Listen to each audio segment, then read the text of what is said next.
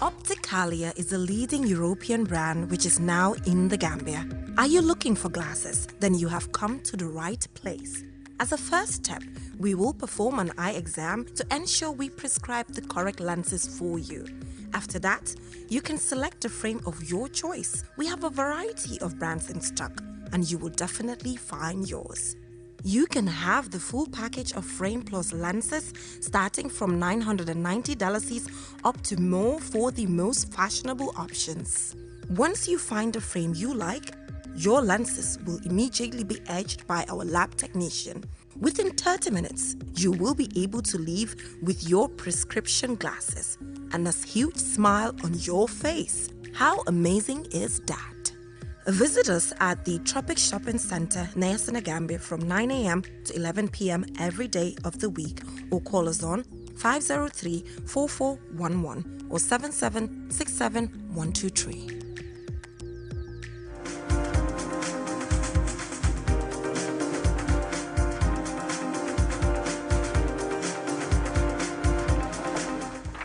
Good morning. You are watching QTV This Morning. We are back again on another edition of This Morning here on the same platform, the same channel, QTV. I am Ibrahim Abalde.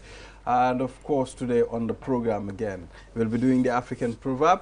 As usual, we'll do the newspaper review. Mr. Mboj is supposed to be here, but are they sitting in for Mr. Mboj? I guess you will be Mr. Mboj today. Not only will I be Mr. Mboj today, lots of people keep stopping me in the street and say, Mr. Mboj, how's Mr. Ade? And I have to keep telling them, no, I'm Ade. The other guy is Mboj. Exactly. So if you call me Mboj, lots of people will probably think that's my name anyway.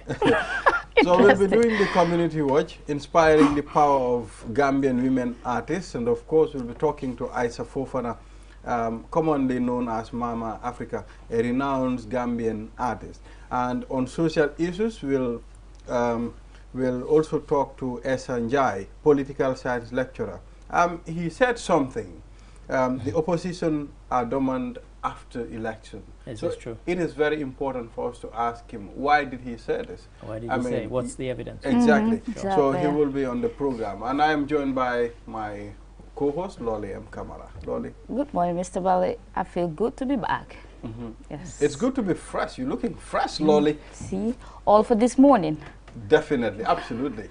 I like the chocolate color See, shirt you're wearing. It's How do you call it? It's very light and easy to wear. Yeah, it's eatable too. It's like you can have a bit It's like kind of silky satin. yeah, type. it is. Yeah, it feels very comfortable. yeah, feel comfortable. Yes, Miss Ari, how was your day yesterday? I mean, My day was. I know you have. Yes. I mean, well, it's not different from any other day. Oh, I don't know. It's each day is different.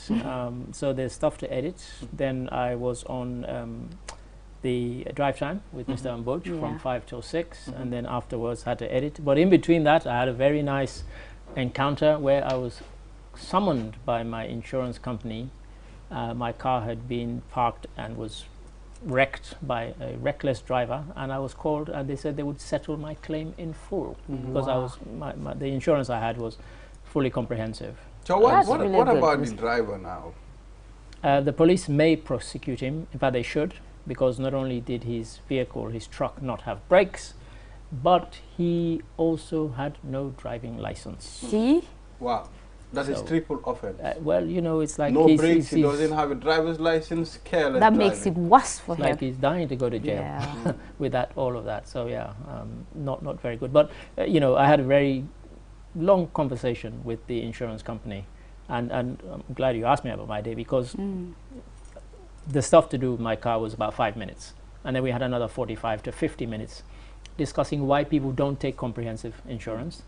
I mentioned all the house fires that we've covered on QTV. Not a single one have we had where people took insurance.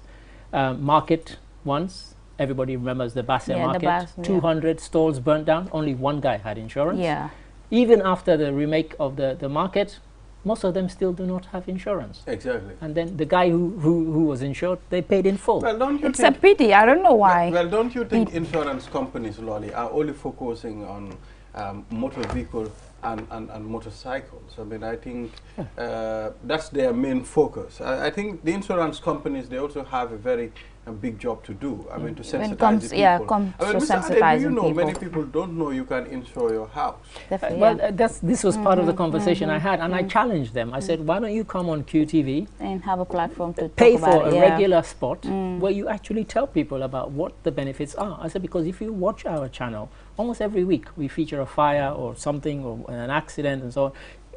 In terms of a car accident, if you don't have fully comprehensive, then you're not going to get the pay. You know, people want full compensation when they haven't paid for that. Sure. You know, and yet, for example, you have a house. I'm sure your house is probably worth about 2 million. Just for argument's sake. Although it didn't get no.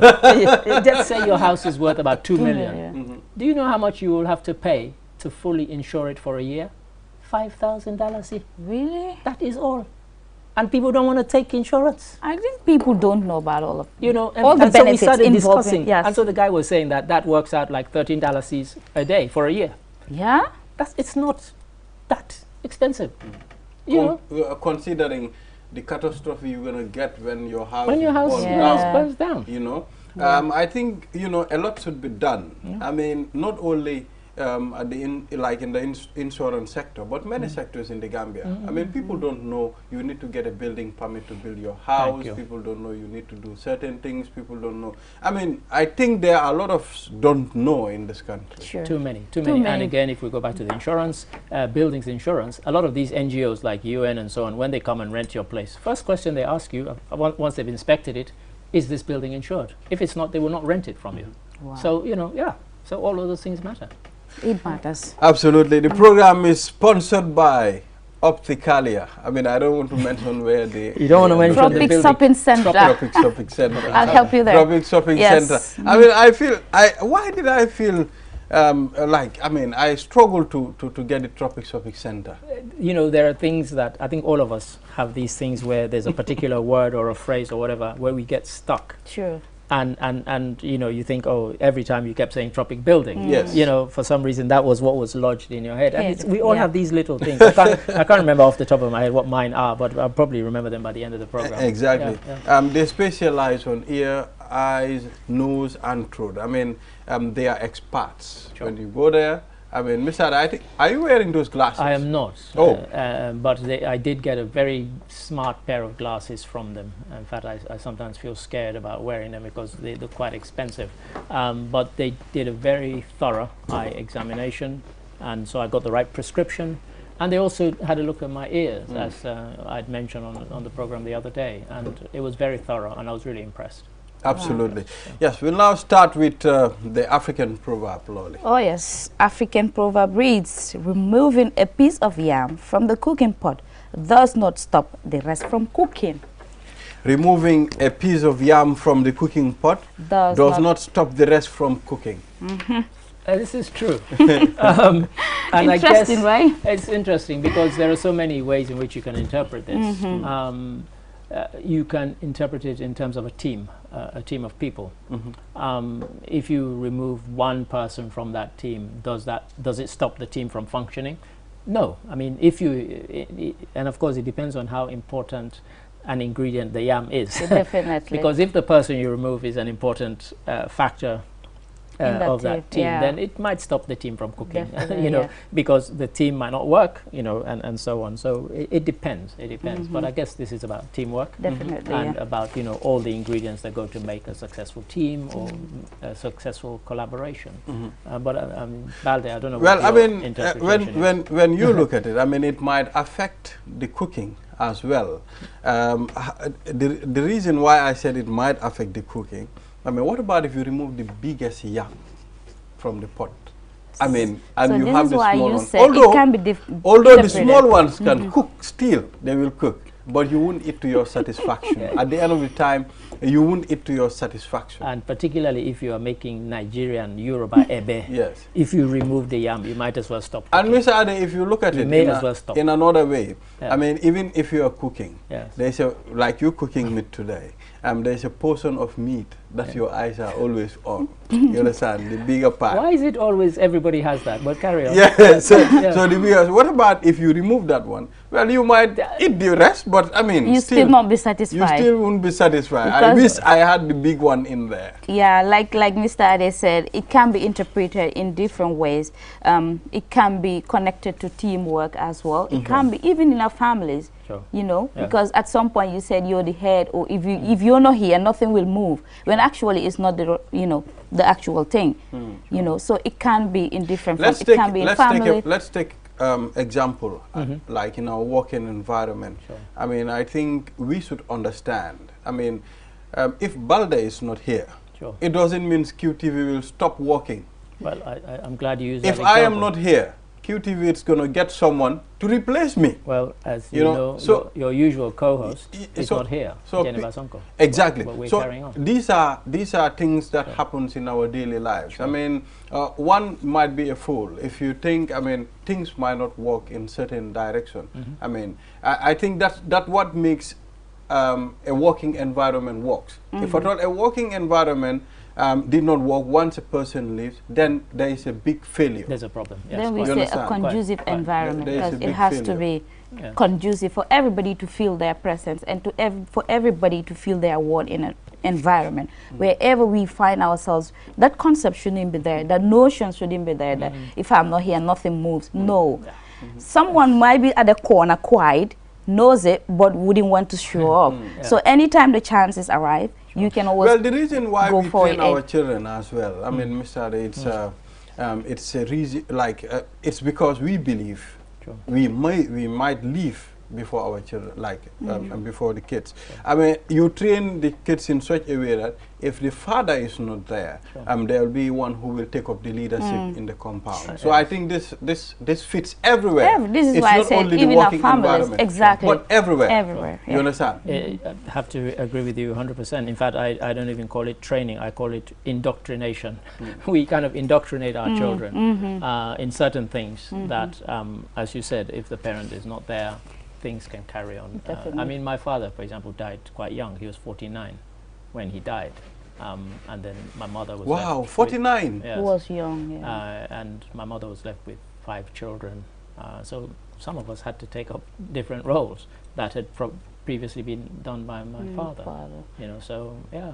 Then it was good that he taught that you he had taught us the right at an early age, or else it was going to be very difficult for you to step in and fill the gap. And if you can remember, there was a time I talked to you about my siblings, and you were like, "Are you the peacemaker?" I'm like, maybe I am the peacemaker, because anytime problems arise or anything has to take decision making, they'll have to call me and consult. So I have to give my consent and so it's always important. Even though my mom and dad they're with them, but so it's really important that we train our kids at an early age, so that responsibilities can be shared and make it very easy. Right. So if the yam is taken away, the cooking can still carry on. It will still carry on. Well, I mean, we'll take a short break. After the break, then the newspaper review, and that was the African proverb. We'll be right back.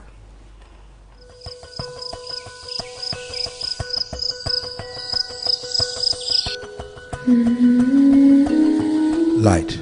From the beginning of time, light has been there. It is integral to our survival and to our way of living.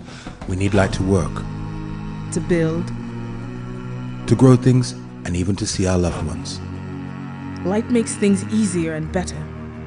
So QCell has changed the way you buy Q-Power to make it easier and more accessible. You can now access the same service quickly and get your cash power tokens instantly with the new QCell Q-Power code. To light up your world, simply dial *363#. With a touch of your fingers, with ease and convenience from the comfort of your home or office, you can bring light into your world instantly with *363#. Q-Power, lighting your world. QCell Sunyabus. We innovate, others follow.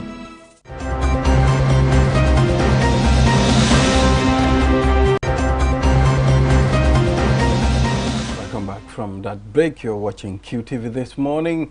We've already dealt with our African proverb, but I'll use this opportunity to wish our own Jenna Basonko, QTV's Jenna Basonko, a happy birthday Today is her birthday. Wow. I think I will join you in wishing her a happy birthday also. And you know, initially I was going to come on the show and say today is a very important day in Gambia's history. I didn't realize that Geneba shares this day with the day on which the Gambia became a member of the United Nations. September 21st of Happiest September. birthday, Geneba. So yes. Happy So birthday, Geneba Sonko, Halle Halis, we are wishing you a happy birthday, baby.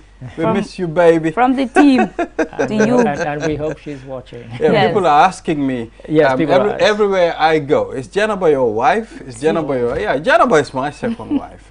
Yeah, so we move.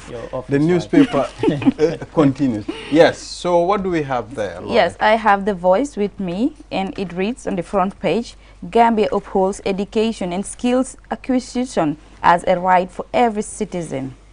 Gambian reacts to suspension of police checkpoint. British colonial rules ruin Gambia's existing local monarchies. Historian Cisse.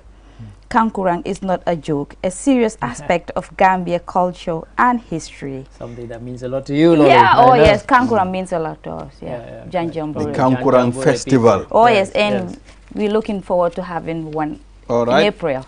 All right, that's beautiful. Mr. Ade, I have the Point newspaper and it reads, government expresses concern over recent upsurge in killing.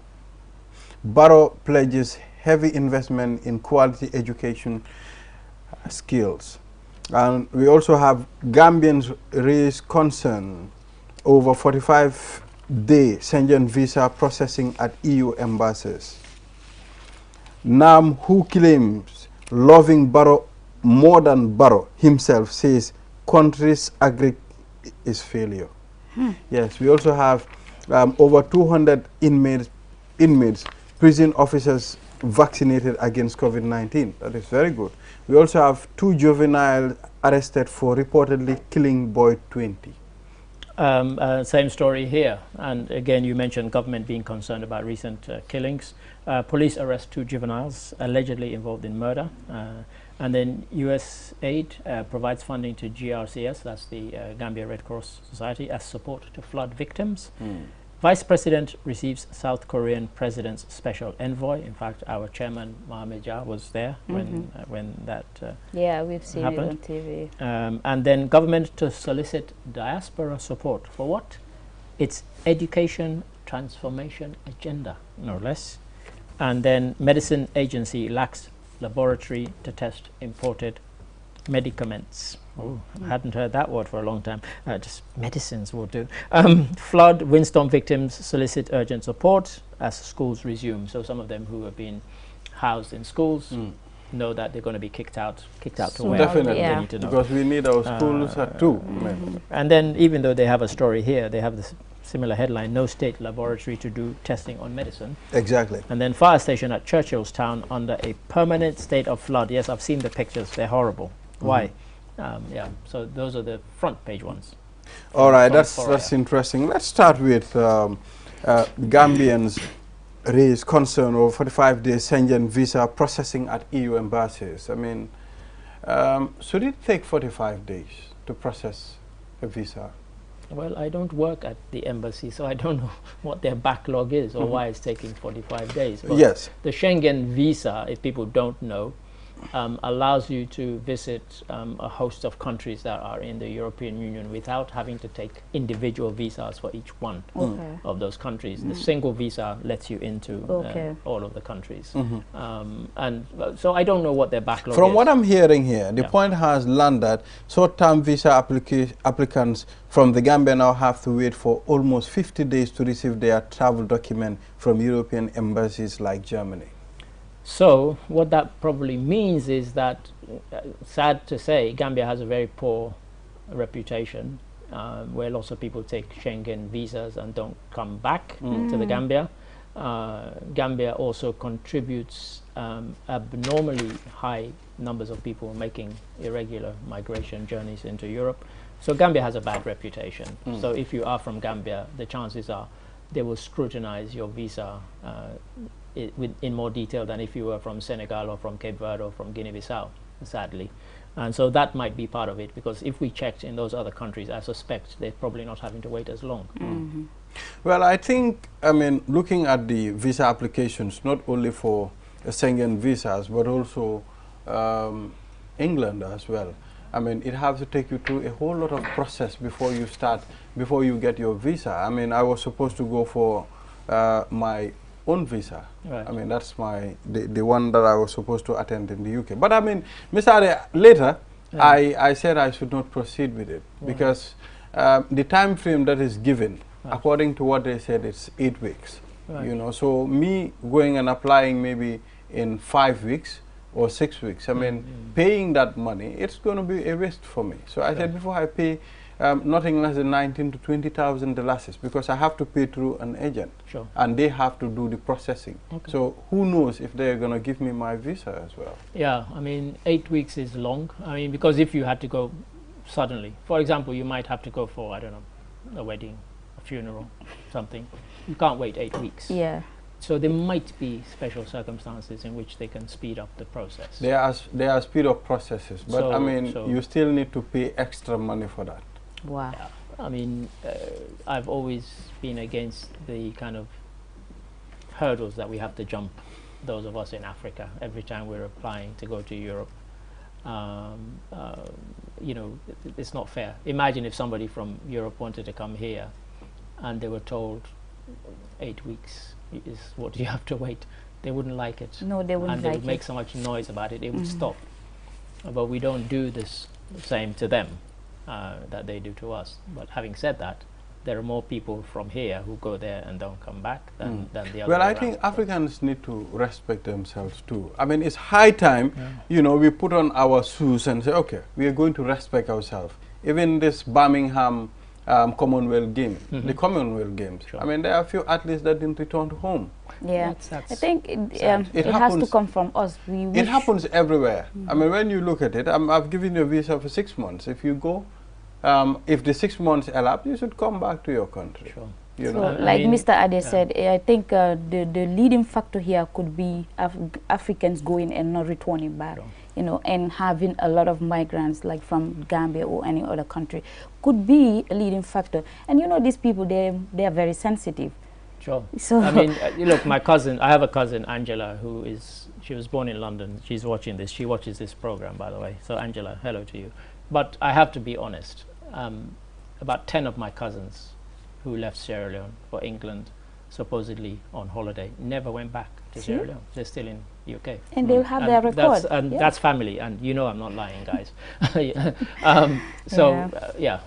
It happens. And that's just me, just one person. I can name 10 of my cousins who are still in the UK. They're all kind of, you know. Okay, that's interesting. So I think we need to, I mean, if you want things to change, if you want the system to change, we should change our own attitudes as well. Oh, yes. Yes. Let's take a look at the recent killings in the Gambia. I mean, a whole rampant killing recently, Mr. Ade. Yeah, there's a whole rash of them. And as you and I just read one of the headlines, an incident that happened yesterday. In fact, we got a call from somebody saying, do you want to get here before they come and take away the body? Wow. But, you know, by the time we got all the sort of logistics in place, it was too late. The police had been there, they'd taken away the body, and they'd arrested 2 juveniles. Allegedly, one juvenile was stabbed. So it's again, we had this discussion, you know, and I was saying that, is it that there are more killings, or is that more killings are being reported now? And so I'm always cautious to say, oh, there's a whole rash of them. But certainly a lot more are being reported, and it would be good to get the statistics from the police as to the numbers of people who have been murdered in the last few years, and then we can make that comparison. But we seem to be living in a very intolerant time. I see people coming to fisticuffs because they almost hit each other on the road. And okay, you almost hit each other, you didn't. So why are you getting up now and exchanging blows? Go on your way. You know, nobody died, nobody injured. Go on your way. No. Everybody gets out of their car and they start slinging blows, and then people have to come and separate. When I was coming this morning, it reminds me, I think people are so, I don't know, why are intolerant. People, why are people angry? That's the perfect Mr. Ade, people are just angry at each other for no reason. Everybody is angry in this country. What is wrong? Calm down. This morning I was coming to work. I mean, there is a route well, they were constructing the road around my area. I mean, although it's not the main highway, but they paved the road. You know, they put some slabs to make it look good so that people can pass. Sure. So I was on my bike coming. You know, at the other side of the road, they blocked it. Right. I didn't know, but that's my normal road. That's where I use all the time. Right. You know, so the last time I used the road, it wasn't blocked. So today I came and I saw a blockage. Then I wanted to use the other side. Yeah. And a man came. You people should not use this road. I mean, why are you using it? I said, I don't know. If I have known, I would not have used it. You know, so then he calmed down. He said, well, you have understanding. If it is other people, they'll keep shouting here. I said, you just shouted at me. As you say, everybody is angry. And I think we have to try and find out why that is. Because people suppress their anger. And you know, I said this before when we were, in fact, we were watching the program with you, Balde, Smiling Coast. And I made the comment, I said, with all the anger, I said, maybe we should rename it the Snarling Coast, because everybody's always snarling at each other, from what I see. Where if you're in a car and you drive, you will see people arguing, people shouting, people... Well, you know, I mean, all of that. Before we complete this, another stabbing also have just been sent to my phone. Really? A Chinese businessman was allegedly stabbed to death by yesterday by armed robbers in Banjul. According to sources, it happened on Wellington Street, near the Banjul ferry terminal. They entered the shop and the Chinese man was stabbed. Police PRO cadet ASP Binta Njai confirmed the incident. Wow. Another one. As you said, another one. And it is, you know, it's depressing because it's like every day there's one or there are two and so on. And the numbers are mounting. And so, as I said earlier, it would be good to get the figures to see, is there now a spate of them, or is it just that every single one gets reported? This one, if this one happened today, we already know about it. When I was growing up, it would take us a week before we heard about it. You know, now you know about it within minutes of it happening. So it seems as if there are more of them, but that may or may not be the case. Exactly. Let's take a look at being vaccinated inmates at the Mile 2 Central Prison. Sure. 200 inmates, prison officers vaccinated against COVID-19. Sure. I mean, the Minister of Health were here, I think 3 days ago. We were discussing about the vaccination. They said their target is to vaccinate at least 50% of the population. No, 70%. From 70% of the population. You understand? By the end of the year.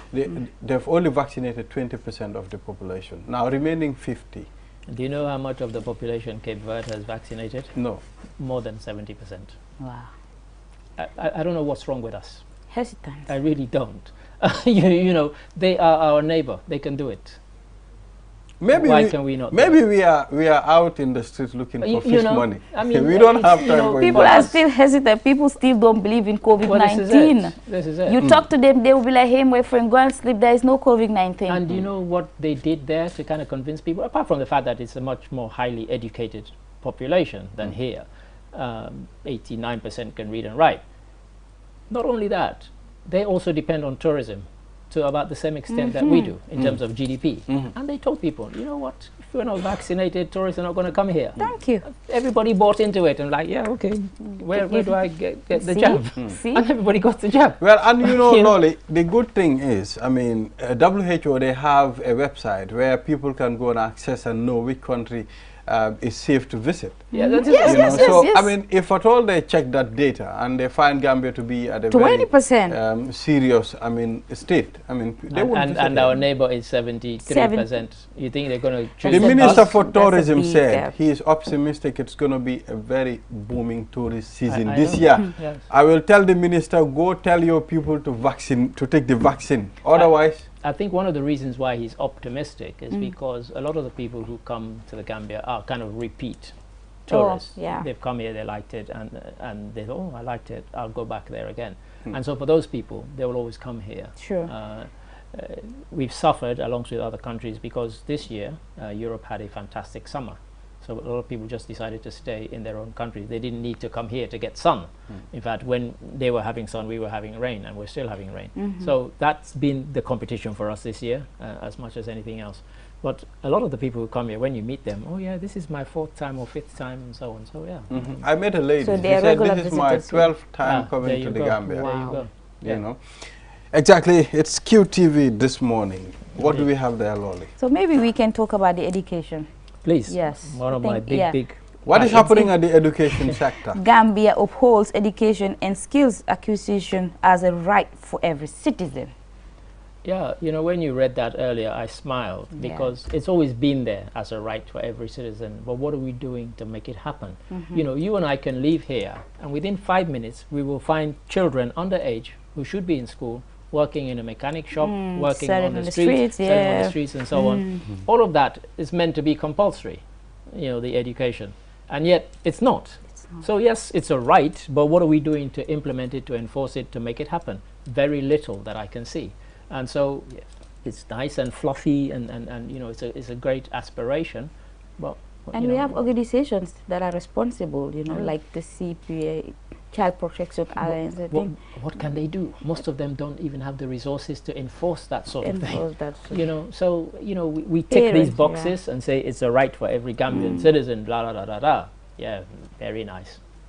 How you are going to make it happen? What are you doing to make it a reality for every Gambian citizen rather than just an aspiration? And that's the problem. Well, that reminds me yesterday when the Future in Our Hands, Cherno Njai was here. I mean, he said, I mean, we want to change the narratives. We want to see women involve themselves in politics. We want to see women empowered. We want women to take up decisions. I said, Cherno, look, I think you are getting it wrong there.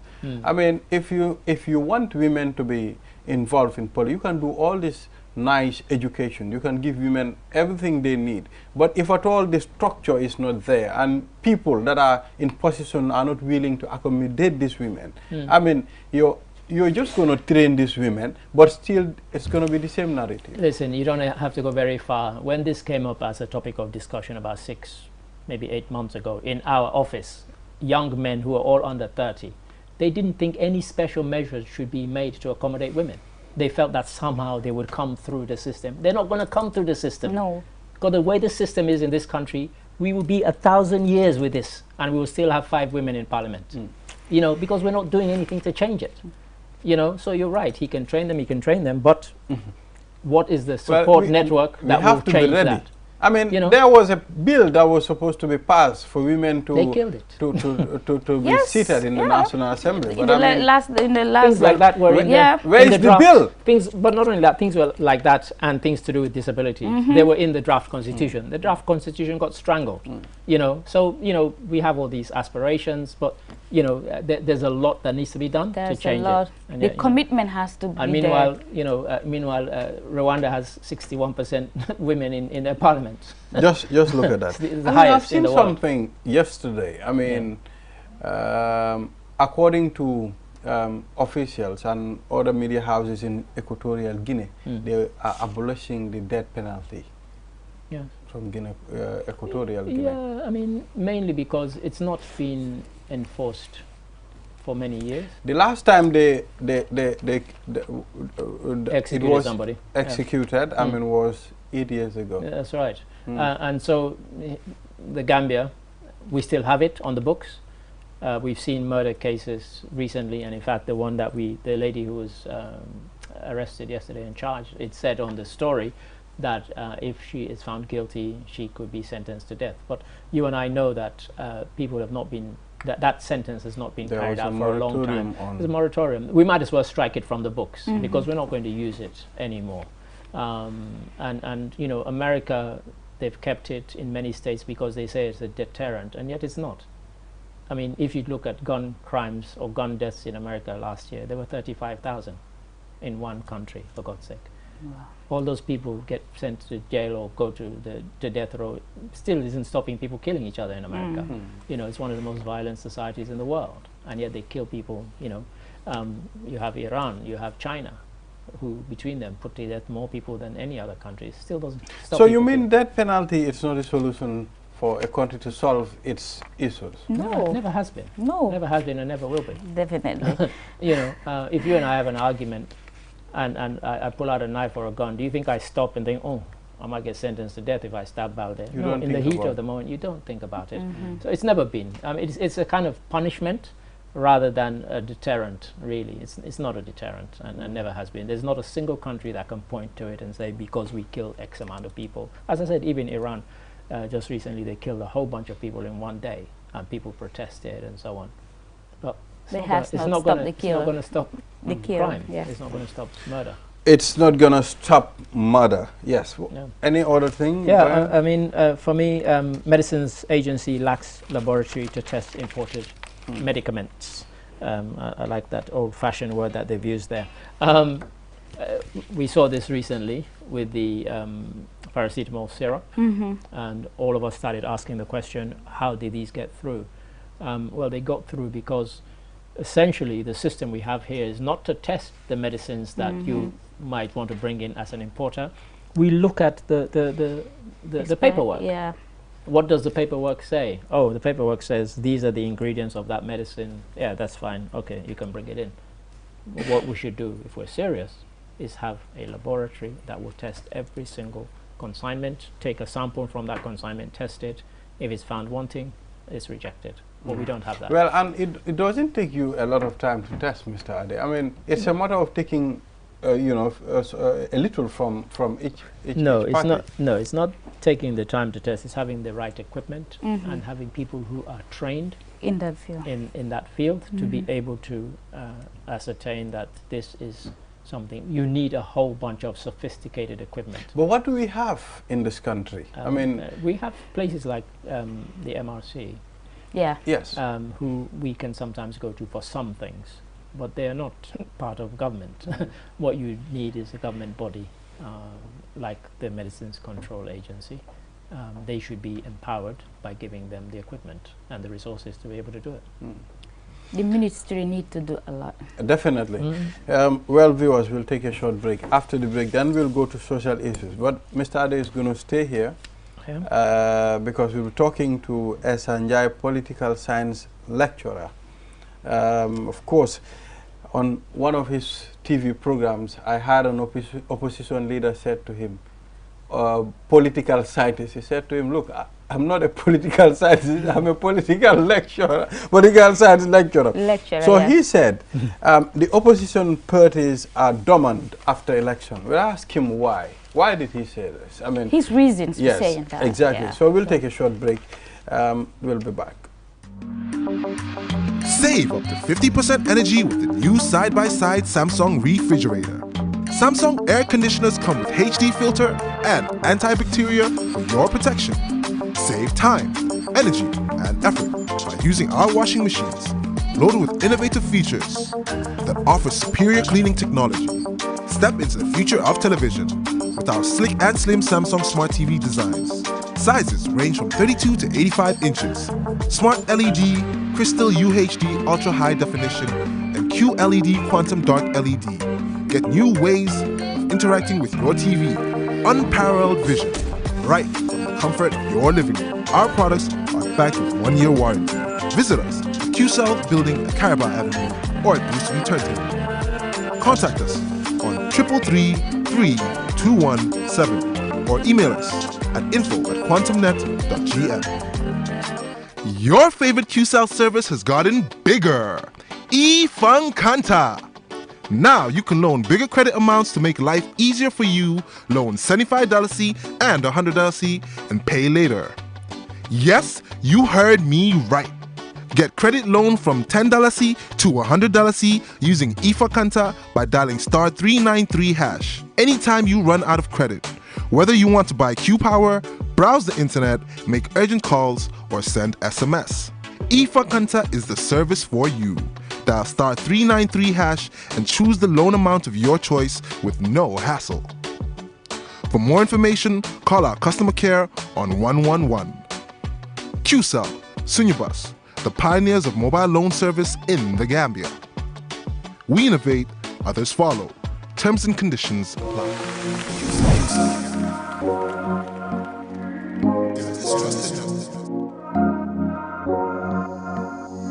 As the fastest growing GSM company in the Gambia, QCell has the widest 4G plus coverage in the country, 3 times faster internet speed than our competitors. So switch now and dial *335# and enjoy enjoy what true 4G feels like. QCell, Gambia's trusted network.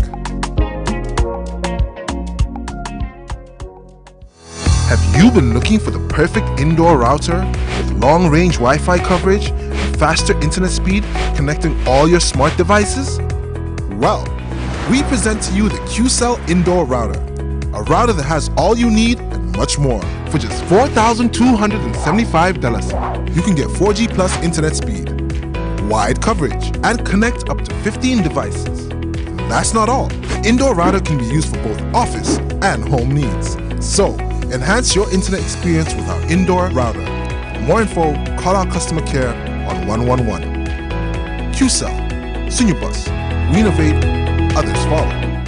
Q Money, the biggest mobile money service in the Gambia, has taken mobile banking to the next level. Now, you can link your Q Money wallet with your bank account. Yes, link your Ajib or EcoBank accounts with your Q Money wallet and get instant access to your cash anytime. No need to queue at the bank anymore. Transfer funds from your bank account to your wallet or your wallet to your bank account using Q Money Bank Link is the fastest, most secure, and convenient way to transfer funds between your wallet and bank account. For more information, call our customer care on 133. Q Money, Sunyu Kalpe. Terms and conditions apply.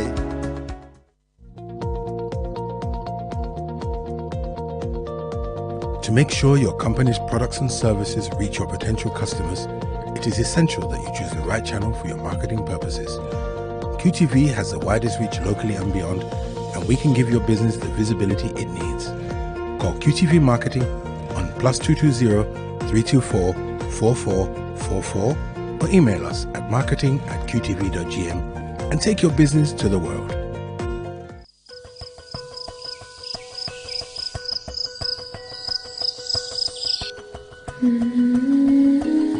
Light. From the beginning of time, light has been there. It is integral to our survival and to our way of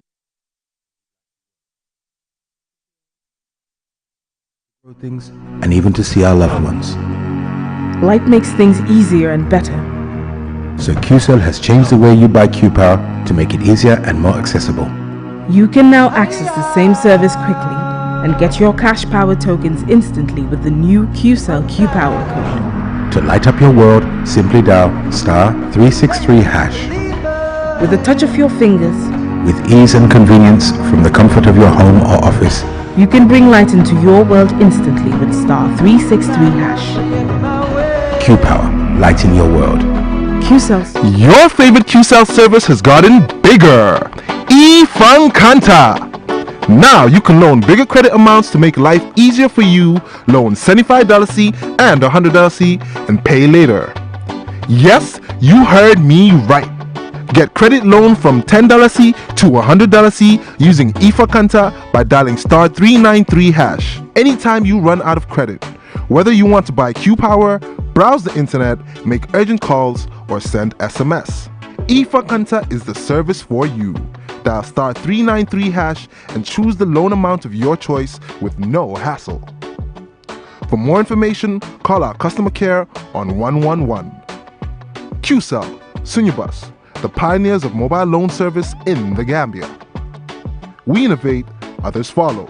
Terms and conditions apply.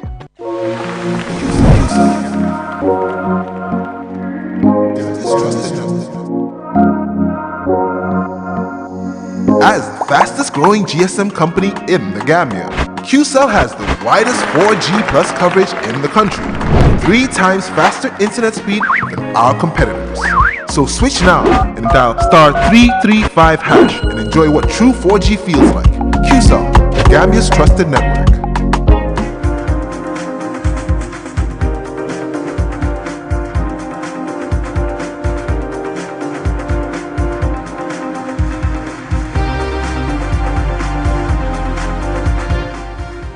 You're watching QTV this morning. We are back again, and now we'll go straight to social issues.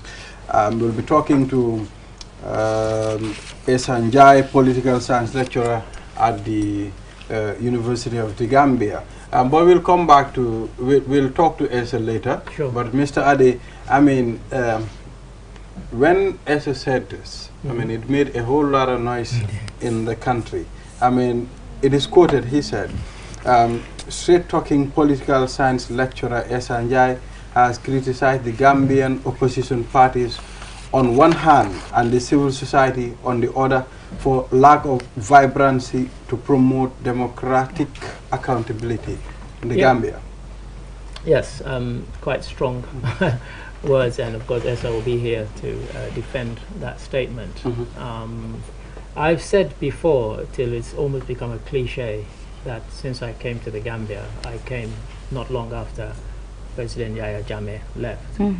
And I've always said this, that the kind of 22 years of dysfunctional authoritarian rule left us all not knowing how to behave in a democracy anymore. Definitely. And I've said this quite right, quite true. And I think what he's implying is actually supporting what I've always said by the statement that he's made, is that they almost don't seem to know what their job is as an opposition. Instead of taking up the mantle of opposing, they're not doing it. According to him, speaking to the Standard yesterday, Njai said the absence of credible opposition and a vibrant and strong civil society are major threats to democratic governance with risk of authoritarian resurgence. You know, how can anybody argue with that? If you don't have a vibrant opposition, then what you can easily find yourself slipping into, almost without noticing, is a kind of authoritarian rule. We've seen it in other African countries, where because there wasn't a strong opposition, eventually the ruling party then introduced a one-party state. Before you know it, they then banned all political opposition. Exactly. Loli, what's your take? I think as Esa is right in the building with us, he will definitely expand on this. He will definitely give us his reasons for saying that. As Mr. Ade said, we expect the opposition to be vibrant. We expect them to be talking about things that affect citizens. Absolutely. And also the civil society. So Esa will lead us and tell us why he feels they're dormant. And what can be done? Maybe they've not been active since after elections. Yes. Well, this is it. And as he also says, is that when election time is approaching, we see people out dancing and campaigning and so on. But for me, two things struck me very, very much in the last year or so. For the presidential election, the turnout was the highest in this country's history. Voter turnout. And just a few months later, for the parliamentary national, maybe everybody traveled all of a sudden. They were remarkably low. The turnout was bad. You know, I had predicted they would be equally as high as they were for the presidential election, and they were nothing of the sort. They were remarkably low. So, you know, what is it? Is that political parties are not able to infuse people to come out and vote? You know, why did we have such a low turnout? He made quite a point. Well, what we'll do right now, we'll take a short break. After the break, then we'll hear from Esha. We'll be right back after that break. Have you been looking for the perfect indoor router with long-range Wi-Fi coverage and faster internet speed connecting all your smart devices? Well, we present to you the QCell Indoor Router, a router that has all you need and much more for just $4,275. You can get 4G plus internet speed, wide coverage, and connect up to 15 devices. That's not all. The indoor router can be used for both office and home needs. So, enhance your internet experience with our indoor router. For more info, call our customer care on 111. QCell, Sunubus, we innovate, others follow.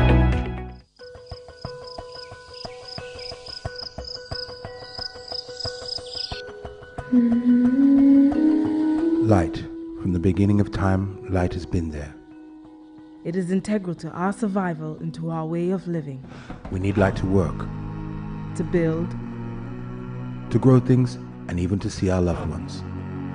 Light makes things easier and better. So QCell has changed the way you buy Q-Power to make it easier and more accessible.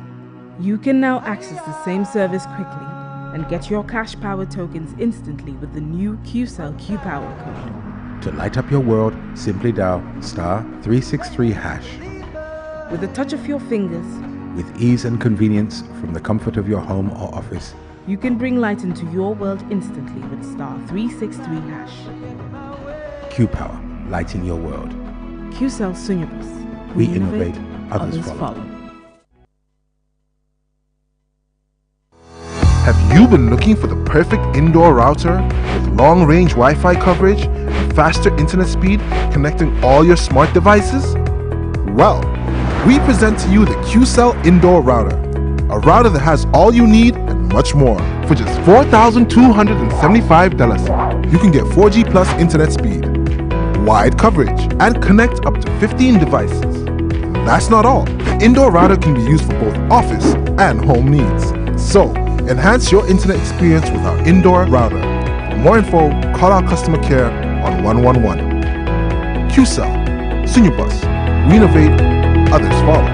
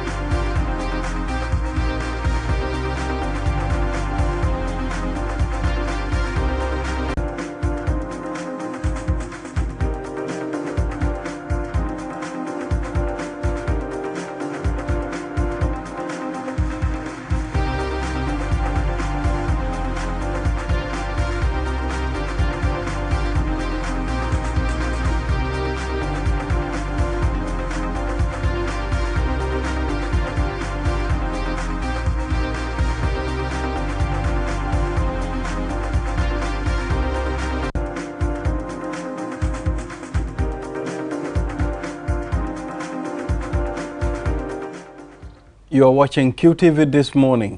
We are back again. As I mentioned earlier, from the break we'll be talking to Esa Njai, political science lecturer at the University of the Gambia. But before we engage Esa, well, I mean, I'll quote, it is very sad that what we have in the Gambia is election-oriented opposition parties and project-oriented civil society. Opposition parties are only concerned about elections, and when elections are over, they get back to their bureaus with no effective engagement in holding the government to account for its actions or omissions. You're welcome, Esa. Thank you, Balde, for having me. I said this clearly, it's through what the Standard published. You see, democracy is not only about holding the government to account, but it's also about holding the opposition to account for lack of its actions in ensuring that there is proper democratic governance in a country. And if you look at Africa's post-independence history, like you were discussing here, we had one-party states in most countries when they gained independence because they believe that was a strategy to unify the people of these different countries and also to foster economic development. But coming to post-Cold War democratization era was when the Cold War ended, third wave of democratization, as Samuel Huntington will put it, you know, the political space was democratized. Different political parties were allowed to exist. But the Gambia, remember at this time, was already practicing multi-party democracy. That is why scholars said Gambia was credited to have sustained one of the longest surviving multi-party democracies together with countries like Mauritius and Botswana. Different from other African countries like Ghana, Guinea, Kenya, you mentioned them. Nigeria, they were all having one-party states, but Gambia was an example, a different example. So 94, when countries were democratizing in the early 90s, we took a U-turn through a military coup. Now, when Yahya Jammeh left this country, when he was here, there was a multi-party system. But within that multi-party system, we had a dominant party system in the sense that it was the APRC that dominated the political landscape. Just like during the First Republic, PPP dominated the political landscape. But it was worse in Jammeh's era because Jammeh also kind of did not allow political liberalism. You know, the media was muzzled, institutions of governance were stifled, therefore that political liberal space was not there. But when Jammeh left, the political space was open. Different opposition political parties or political parties began to emerge. Of course, civil society was also vibrant at some point. It was only in the run-up to the 2016 election we saw few civil societies that were active. But they were not that active during Jammeh time because the space wasn't there, we all understand.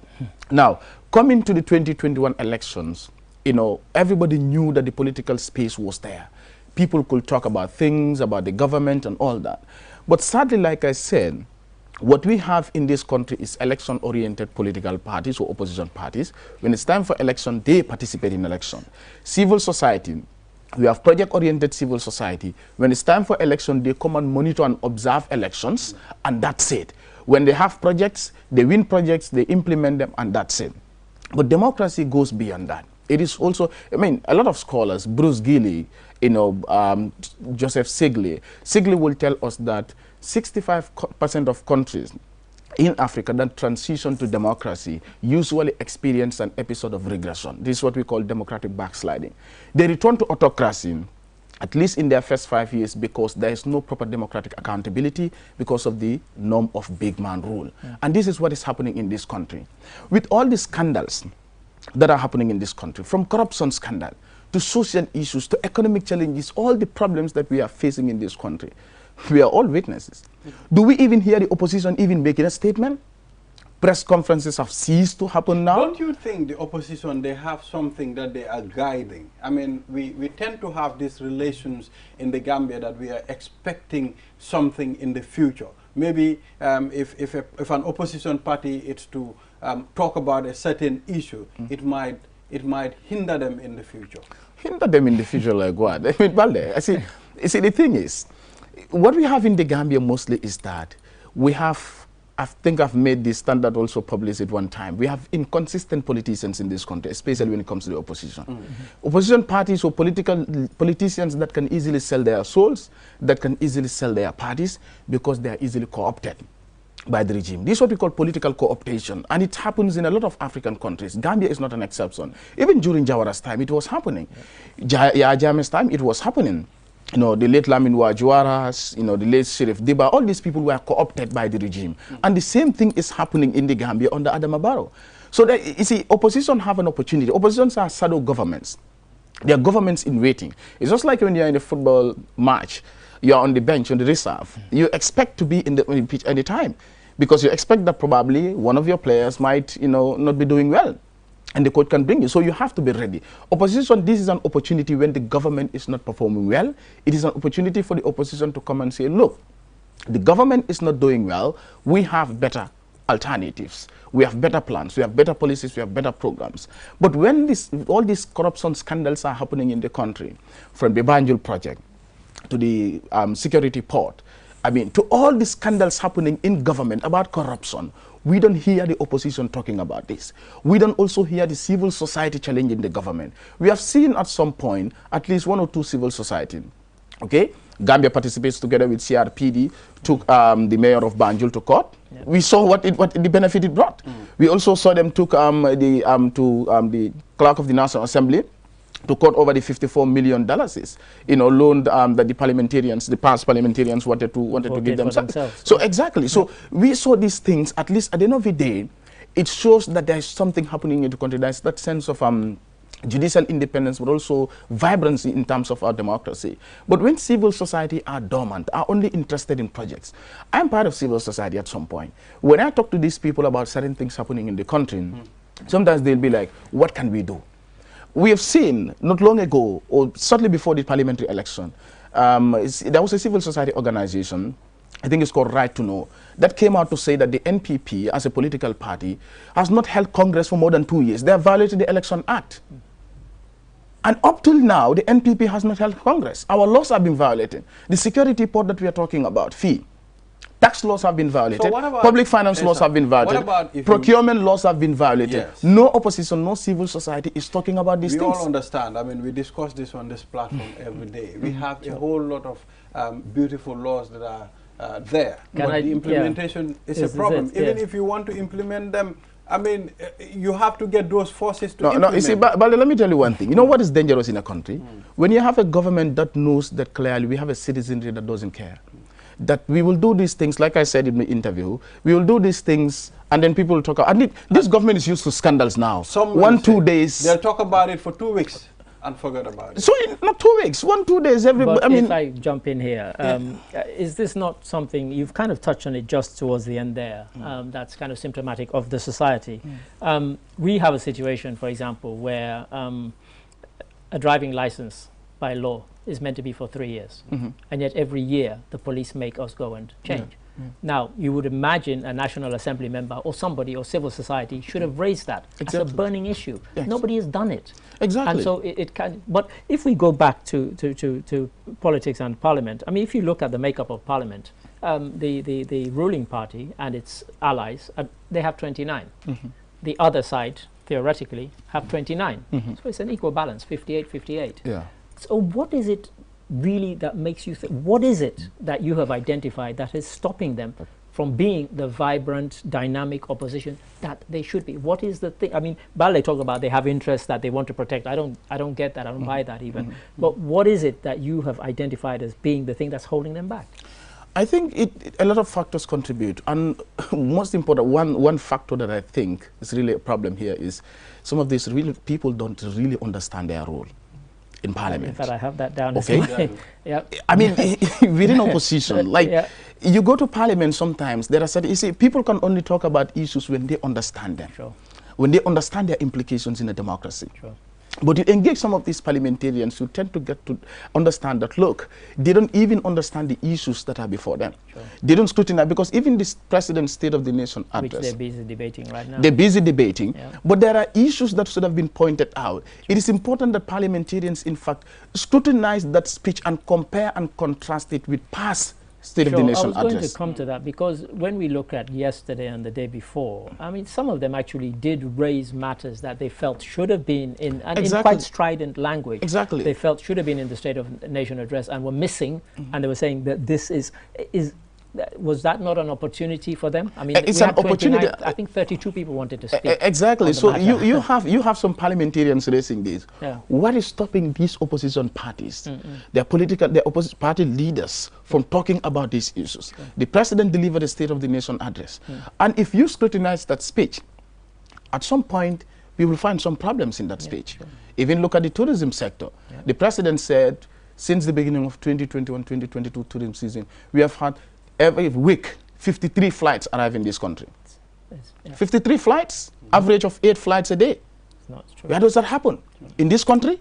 And everybody goes to sleep peacefully. Nobody talks about these things. Well, I think that's a very serious one. Right? Yes, 53 flights. The President said that, and nobody is holding him to account for that. To say, Mr. President, 53 flights arrive in this country every week. Where are all those tourists going to? The President talked about, for instance, foreign affairs. Okay, the Vice President, his own Vice President months ago said that our foreign policy, we don't have a foreign policy. Even if we have, it is dormant. And the President came and said we have registered significant improvements in our foreign service. When the foreign service has turned to an executive dustbin, where it is also turned to be a political compensation ground, I call it the PCG, where frustrated and rejected politicians are the ones that you turn there, that you send there. And then no opposition is coming out to even hold the President to account for his words. Civil society equally. When you talk to them, sometimes they'll be like, "What can we do? This is not our area. I mean, we cannot be involved in politics." See, people also have to understand there's something in this country which is very dangerous. When I hear people say, "Let's forget about politics," Parliament is not a political house. Something is wrong with people in this country. Politics is everyday business of the country. Of course, it impacts everything. Exactly. Everything that we do, you come to work, is politics. You are being paid at the end of every month. Because there's a government in place, there are laws in place, and all these are part of politics. Politics is the everyday activity of the state. It is about statecraft. So people just have to differentiate between politics and partisan politics. Of course. Yes, we get into partisan politics too much, but Parliament itself is a political platform. Because this is made of different political parties that come there. So civil society cannot say that we cannot be involved in politics. You cannot be partisan, yes, but you must be involved in politics. Whether we like it or not, we must be involved in politics. Well, it's the understanding. I think you made mention it. I mean, people don't understand their role in this country. Yeah, but also I think, you know, if we saw the elections and the campaigns for the elections, we heard people campaigning. For me, they weren't campaigning on any serious policies, but it's part of the fault not also with the people who actually voted for these politicians to say, look, you're in parliament, I voted for you, I haven't heard you say a word about some of the things that I'm concerned about. Do we not need to get the citizenry upset, angry, exactly. to push these people? You see, in political behavior, which falls under the purview of political psychology, there is what we call models of voting. That's what we call issue voting. Issue voting happens in the so-called most advanced democracies like the US. You know, if you look at the Obama election 2008, what was it? Americans were tired of war, a decade of war in Iraq, Afghanistan, no job opportunities. They wanted somebody who will end the war in these countries. They wanted somebody who will create more employment opportunities for the citizens. When you look at even the 2012 election, yet Obama again, even Trump. I mean, Trump felt that America had lost his way in the world and his place, and he said, I will make America great again. But when you come to the Gambia, ahead of the 2016 election, we voted on the issue because everybody was like, we are sick and tired of the dictatorship. Right violations are rampant in this country. We needed to vote out Jammeh. Come to 2021 election, people voted using what we call the sociological model of voting. Either party identification model, that they think that they owe, or they have a psychological attachment to the party, that my father has been a long-time supporter of this party. I even heard that from people. I actually heard that from people. There was no rational model of voting, because the sociological model is the most dangerous one, especially in the Gambia here. That is where people vote for parties or candidates based on tribe, based on social status. And what we have seen in the Gambia in the 2021 election, it was clearly manifested. Because even these political parties, these politicians had no agenda, they had no programs, they had no policies for the people, they had no ideas to sell to the people. What they campaign on ethnic cards. Yeah, of course, we saw that. Getting voters on their sides based on ethnicity and other social issues, but not necessarily on the challenges that we are facing as a country, on the issues to bring out policies, tangible policies and programs that are going to better the lives and lives. So let me put you in, if I can, put you on the spot here. So imagine you're a kind of political doctor. You've identified the virus. What is the cure? How do we get to where we need to get to? An informed citizen. I want to quote Nkrumah. But Mr. Ade, before we go to the cure, let's talk about the implication. As you said, they are failing us, as well as the government in this case. So what are the implications? The implications are, I mean, are numerous. But one thing is that, you see, it's one thing to build or restore democracy. Like I said earlier, Gambia had multi-party democracy during Jawara's time. And Gambia was recognized as the capital of human rights in Africa. You know, the African Center for Human Rights and Human and People's Rights was built here. African Commission, rather, and the African Center for Democracy and Human Rights Studies.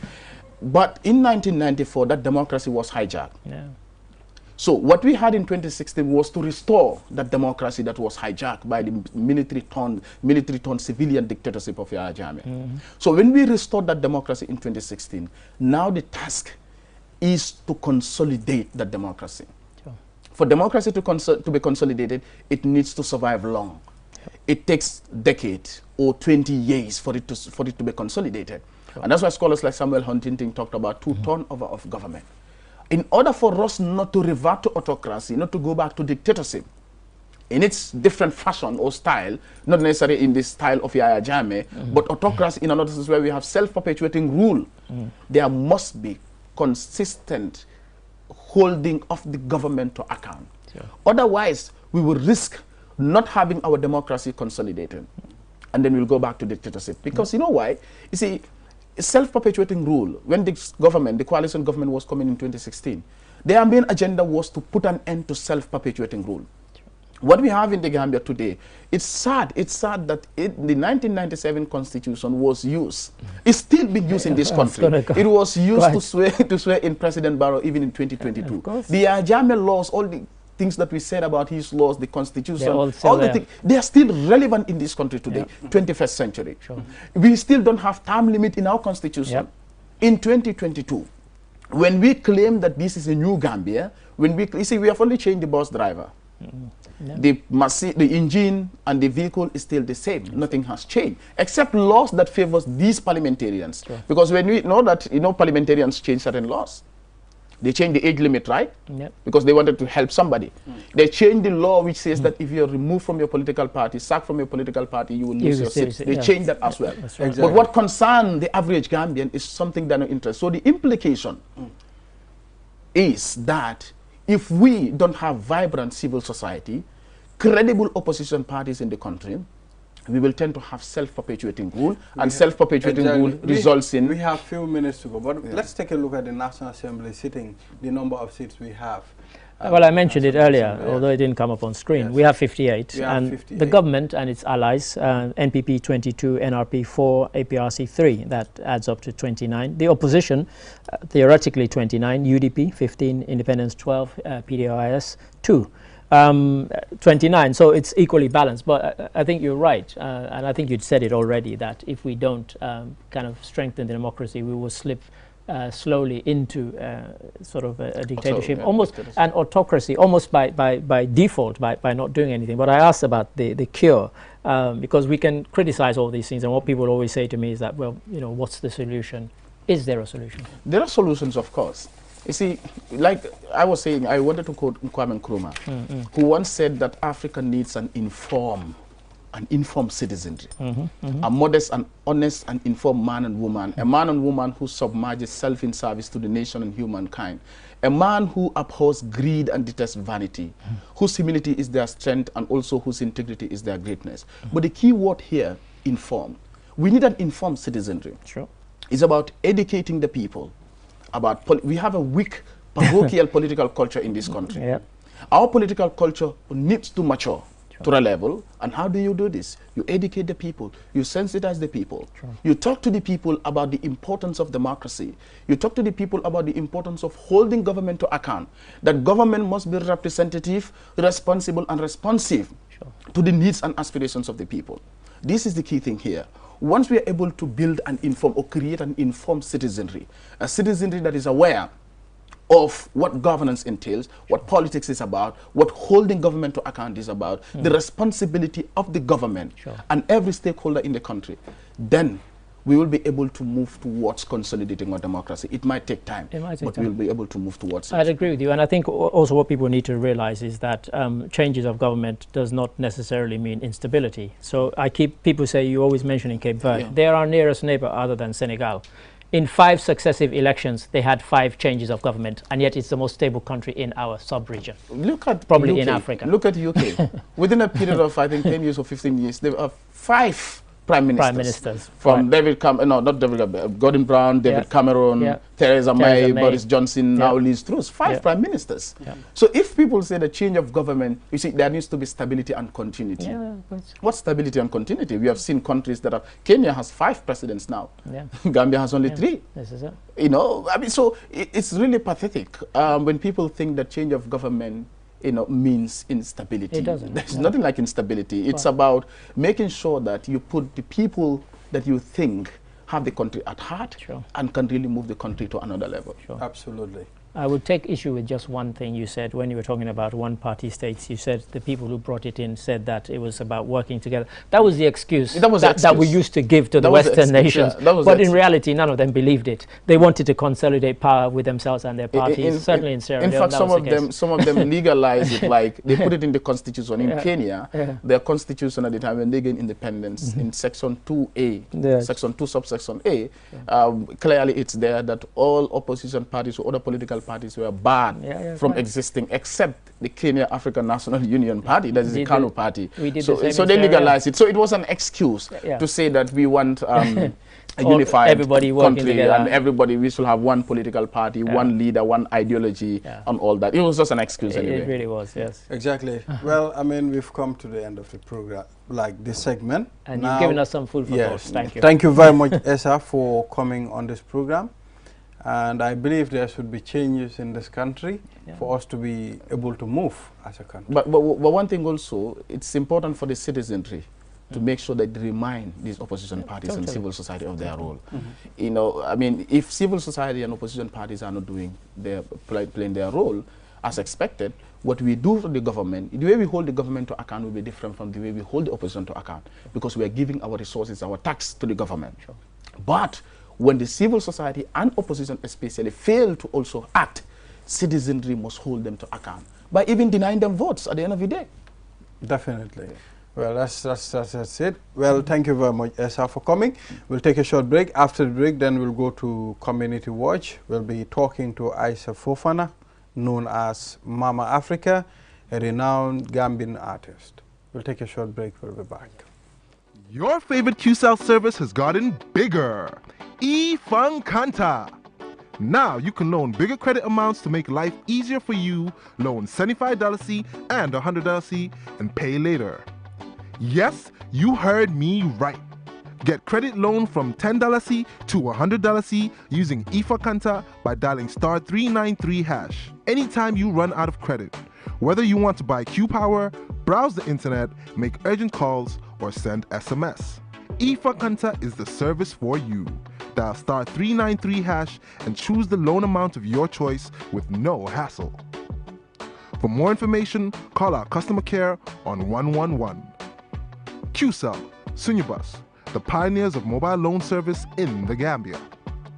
We innovate, others follow. Q Money, the biggest mobile money service in the Gambia, has taken mobile banking to the next level. Now you can link your Q Money wallet with your bank account. Yes, link your Ajib or EcoBank accounts with your Q Money wallet and get instant access to your cash anytime. No need to queue at the bank anymore. Transfer funds from your bank account to your wallet or your wallet to your bank account using Q Money Bank Link is the fastest, most secure and convenient way to transfer funds between your wallet and bank account. For more information, call our customer care on 133. Q Money, Sunyu Kalpe. Terms and conditions apply.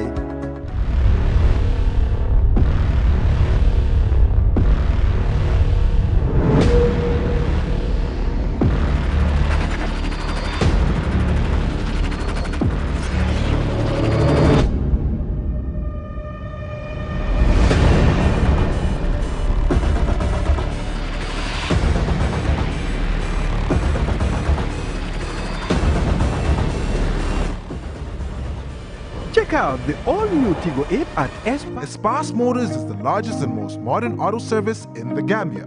Espas Motors is the only authorized dealer in Chevy,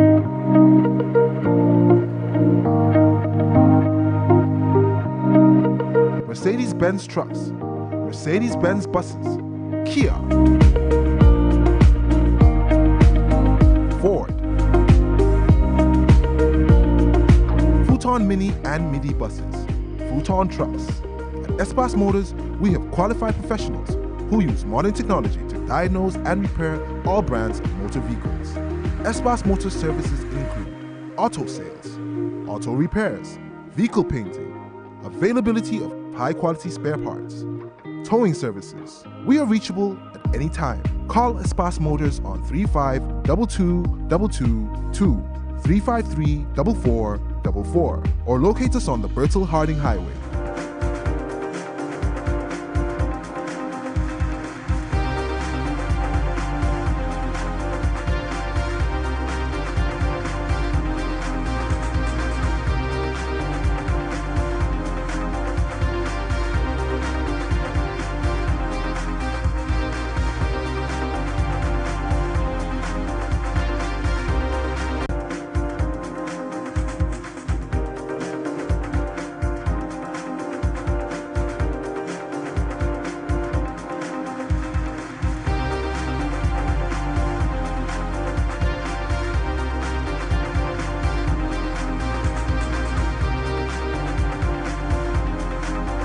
Medicalia is a high-quality clinic from Europe, which is now in the Gambia. Do you have an eye problem? Do you feel a hearing difficulty? Medicalia is here to ease the pain for you. The first and only hearing aid dispensing facility nationwide, where patients can be tested and treated to recover from their hearing loss. Fitted with latest generation equipment, our doctors can provide healthcare assistance for eyes, ears, nose,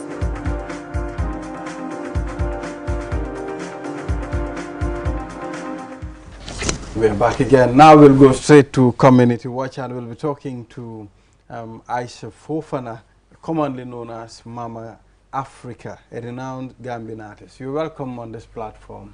Thank you. Mama Africa. Thank you very much. I'm happy to be here. It's good to have you here. Thank you. You Me look too. beautiful. Thank you very much. Yes. So please tell us what you do. Yeah, I am an artist. I started my career here and then I was in Germany and then come back home at the year 2008 because I want to come here back again home, motivate a lot of young talents as an artist, painter, a woman painter, you know, it's not common to see in the Gambia. And as coming back again, I developed the first Mama Africa Arts Women's Museum and Arts Center in Batokunku. We're now seeing pictures of it on the screen. In Batokunku, and this one was demolished by the former regime. And after 3 years, I started the other Mama Africa Arts Center in Tangier. And it was just like a virgin land. It was a lot of work, and today I'm really happy that I have the new Mama Africa again. Mama Africa is back again. We have the garden, the art center, the students, and everything. So when was Mama this one, Africa. the new one, established? The that one on the the new one was established just 4 years ago. Okay, right. 4 years ago, yeah. Okay.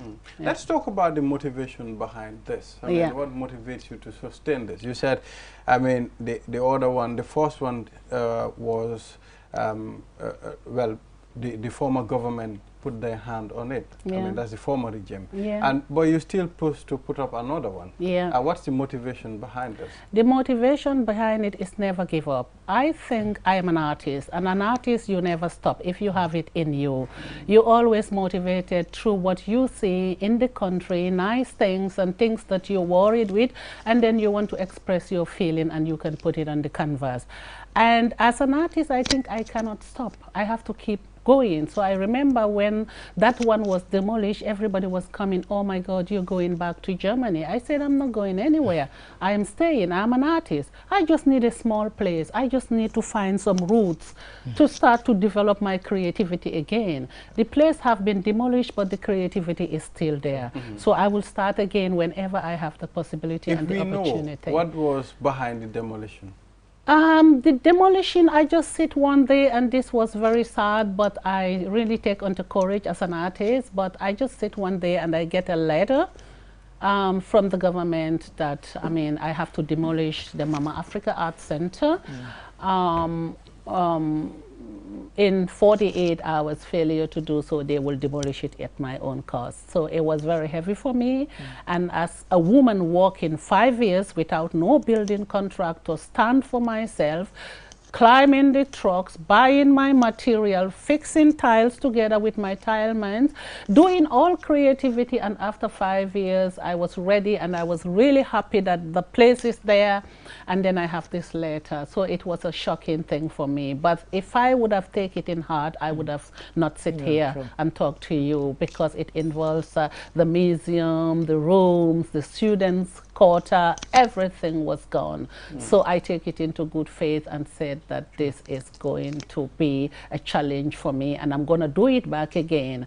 As a role model, I think I should not be discouraged, and I should not give up. I should continue, so that the young ones, especially the ones that are were in the Mama Africa Arts Center as a boarding school at that time, I should show them something that they should say, wow, we can do it, as she can do it, and we can do it. So I don't know, it was just dramatic over the place, and said, that's my place. I hope, I mean, well, I mean, before, it was common. That happened a lot. I mean, you talked about a boarding school. How many people were in the boarding school at the time? For me, normally, I don't take so many people. I have this place, and then I develop it. And it was a boarding school everything I am doing is free of charge. I do with my heart. I think that coming back home, I should also help my people. So I just checked for young talents all around, and I was having 13 students at that time. And then everyone was inside this beautiful compound. They learned a lot. I'm so proud of all of them today. They demolished the place, and they were all gone, but today... Yes, and they did not extinguish your spirit. And now we've seen the new place. Yeah. And so how did you find the plot of land on which this new Mama Africa Center exists? Yeah, I was here at the time. I was waiting for my land to be handed over back to me, because it's an art center, and it's something that I have developed, not for me alone, but for the country. As an artist, I think I have to give something to my country with all artists. And what happened was, how to call it again, I have to run away at a time that it was a little bit threat for me, that I think if I would have sit in the country, that there would something happen with me. After 1 year, I was waiting for, said, what could I do? What could I do? What could I do? I was using my house as a gallery. And people were coming there, you know, tourists were coming there inside my living room visiting me. And at the time, something come on, and then I just disappeared the same day when I heard that there was a threat here and there, that I'm in a danger. And then I traveled 3 o'clock in the morning. I was uncomfortable because I had some calls and all these things, so I just took a car 3 o'clock in the morning, and I went to Dakar, and from Dakar to Germany. And when I went to Germany, I have an exhibition in Switzerland, and then I have I received an award in Switzerland. 2 weeks later, I had a call that Jammeh said I have to come back again. I mean, everybody was panicked, you know, that, I mean, what am I doing? Don't go, it will kill you. I said, I am going. I didn't do anything bad. And there I was, and then I get the land back again from the government.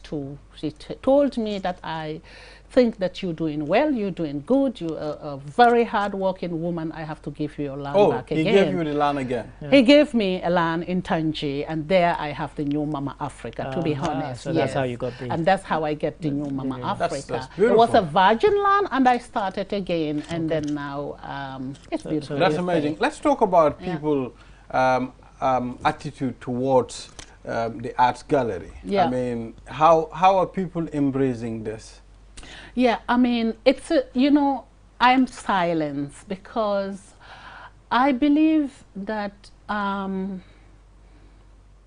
an artist, people have to recognize the artist.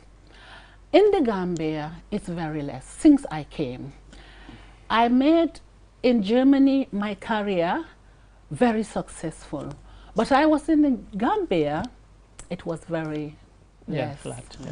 And you know, you have tourism, we have the culture, and I think we have to start to really consider our art, because the beaches are everywhere in the world, and we need to sell what we have. And what we have is our culture and our art, and for the Gambia. And people here, okay, it's coming now. I'm proud of girls getting their cultural dress and everything. But before, it was like we just have to hold the Gucci bag or whatever bag. This is we're there. And now we are getting into our culture. But for now, coming back to your question, let me just, don't take it long. People come to Mama Africa Art Center now. They are like speechless. They are just like, wow, something like this is here. And then I said, yes, I keep it silent. I want everybody to discover it like that. It is here like this. Exactly. Mama Africa, we would have loved to have at least maybe 1 hour or 30 minutes of this conversation. I mean, we cannot get enough of this. But I think before she goes, she can just tell us how we can find the venue. Exactly. Yes. The venue is in Tangi. In Tangi, after the jar oil, you have this junction, the going towards the seaside. It's a red gravel road. Just like 200 meters away from jar oil, that's my signboard, Mama Africa, and then you take your left to your and place. it is All right, there. we'll visit you. We'll try to do a few things with you. Okay, wonderful. I'm glad. I will be there. Thank you for the invitation. Well, viewers, thank you very much for watching this edition of This Morning. And of course, we'll come back here tomorrow on another edition. We'll go. Thank you.